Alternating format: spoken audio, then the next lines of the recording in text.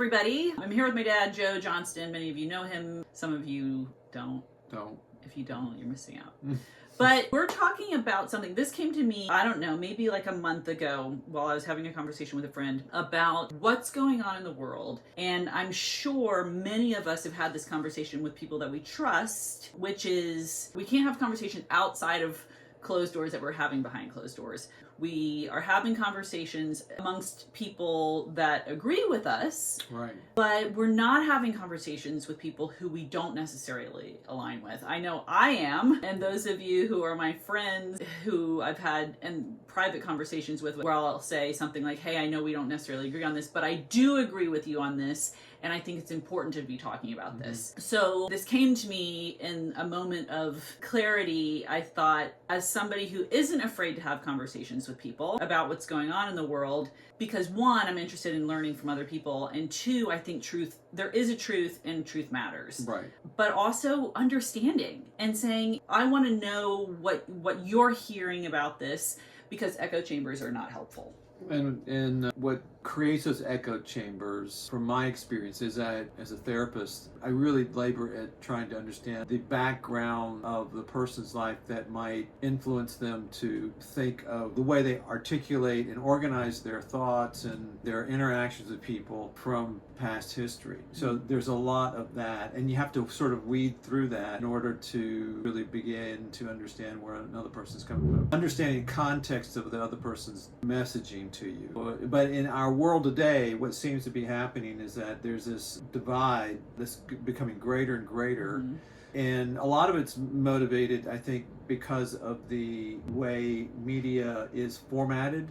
Because the most exciting, the most looked at news items are those that produce a number of hits or clicks. Those are the ones where you have these people fighting back and forth, and you're going, yes, it's my side, am I going to win? And the other person's going, am I going to win? So there's this sort of adversarial context that the major media outlets have that create this way of interacting, and it's becoming a part of the way we function, our way we function. Right. Something that is happening now that has never happened in the history of the world. We have access to information so much faster with the speed of information coming at us. And this is not necessarily truthful information. It's just someone's reaction. So someone might take a video, not a journalist, not somebody who has any actual factual information. They take a video, they put it on social media, and it goes viral instantly, and all of a sudden there's controversy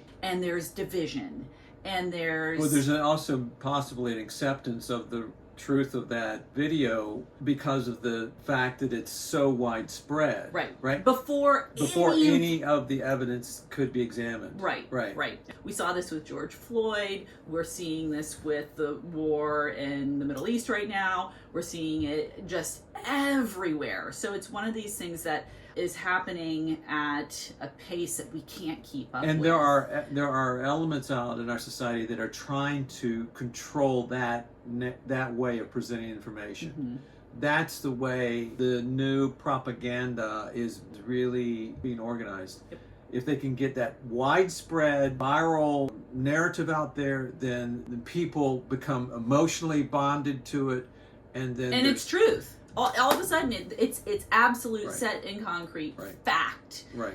And so with the concept of where do I stand, it's getting these conversations together. And if there's something that you go, hey, I don't know where I stand on this. I hear this in one ear and this in another, and I've got friends who feel really passionate about this, and they're just coming at me with it, or I'm seeing these posts about it.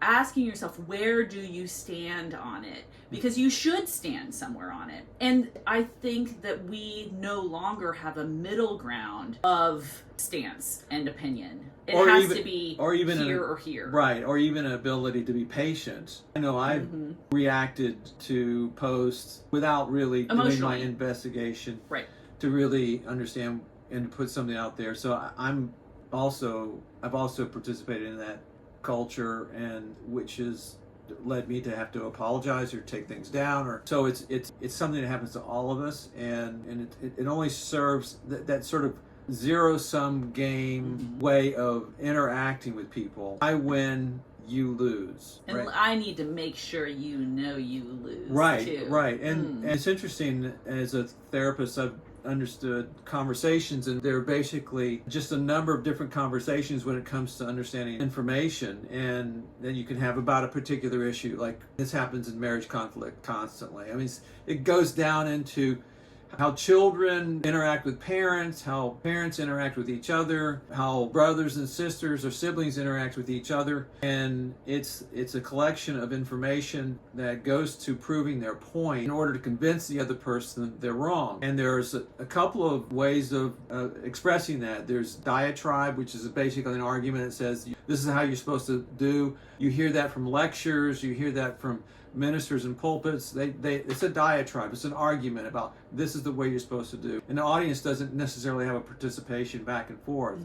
So there's really no interaction. And then, of course, when you're yelling at your children, it's a diatribe. It's like, okay, this is how you're supposed to do it. I'm not interested in your interaction with back of me. It's a lecture. It's a lecture, right? Lectures can be good, admittedly, and they can also be not so good, right? And then there is the debate. Debate is also more informed about information, but debate is also about win or lose. I want to win my debate. So it's a zero-sum game. Diatribe is a zero-sum game. Debate is a zero-sum game.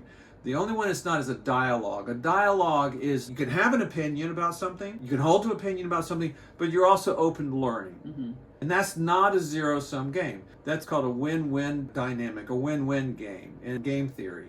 And so what you're doing is trying to go, I have information that I hold dear, but I'm also willing to understand your point of view so that we can kind of come together and figure out what might be wrong. And there may be times when I'm wrong. There may be times that the other person is wrong, right? And you have to be willing to accept that and grow from that. So that's one of the things that we hope to have, Where Do I Stand? Something that we want to offer with this, which is helping you understand how to have these conversations amongst your friends, maybe your family members. I know a lot of families are divided right now amongst the political spectrum. Here in the United States, we're looking at a presidential election. I just had this conversation with my siblings. Despite the fact that we're all kind of coming at it from somewhat of the same perspective and shared values, we don't necessarily all agree. It can become very heated. So the goal is to help have these conversations here so that maybe you can learn something and take it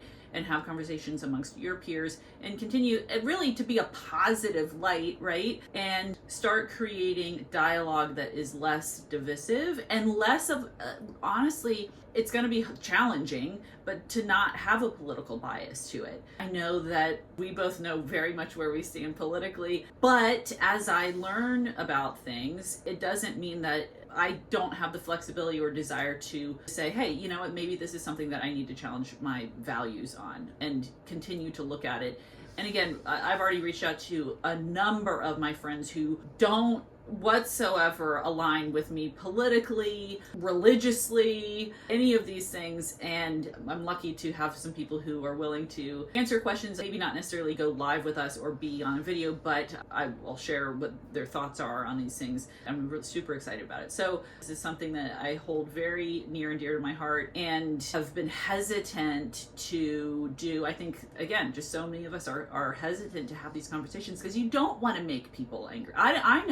I want to talk about it because I think it's important to talk about it, but I don't want to hurt people's feelings. I don't want people to decide that they don't want to be my friend anymore because I feel differently about something. So how to have the conversations without losing sight of what matters, which is the relationship. Right, exactly. We're going to stop there. If you have any questions or things that maybe you're even afraid to put them in the comments because you're like, I don't know who's going to see this. Feel free to DM them to me. You can message them to me. Topics that you want.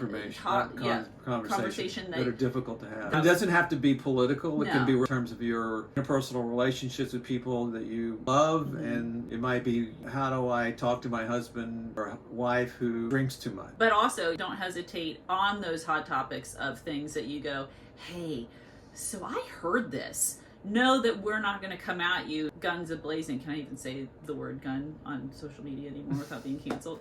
That's where we are. Like, we don't want to be cancel culture. That's what Right. it is. Right. So that is it. I'm going to stop the live now and let me know your thoughts. Yay, here we go. Thanks.